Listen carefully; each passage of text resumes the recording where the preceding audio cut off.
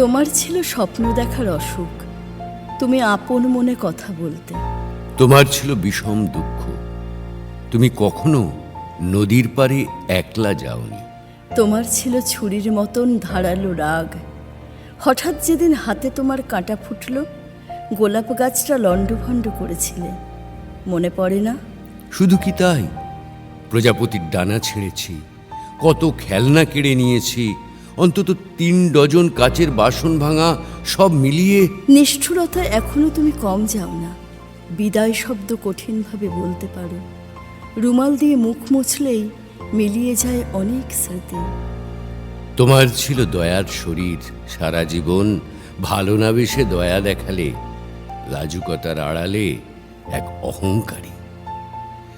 ভালোবাসা তো পারস্পরিক, আমায় কেউ ভালোবাসেনি।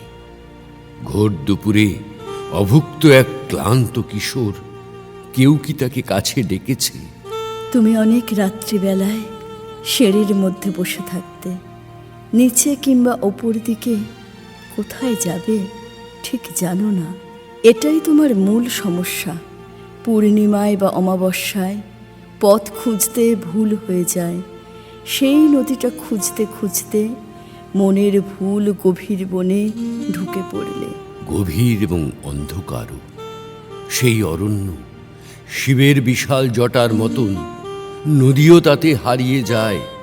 নির্জনতার উদাসী রব জ্বালা ধরায় বুকের মধ্যে, উচ্চাকাঙ্ক্ষা নত জানু।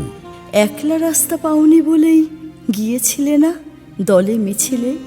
আইসক্রিমের কাঠির মতন আবার আমি পরিত্যক্ত। এটাও একটা বিলাসিতা, নিজেও জানো।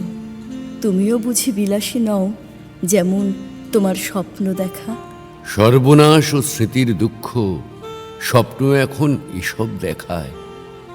নারীর কাছে গিয়েছিলাম আঁচড়ে কামড়ে, রক্ত পাগল, ভালোবাসার দুঃখ ছাড়াও সর্বনাশের গাঢ় মহিমা। এর থেকে কেউ দূরে যায় কি? এক এক সময় নেশার মতন দূরের দিকে চোখ ঠেকে যায়, দূরত্বকে শান্তি বলে মানতে হঠাৎ ইচ্ছে করে। যেমন দূর ছেলেবেলার দুঃখগুলো মধুর, যেমন বাইরে এসে মনে হয় না চমৎকার এই বেঁচে থাকা।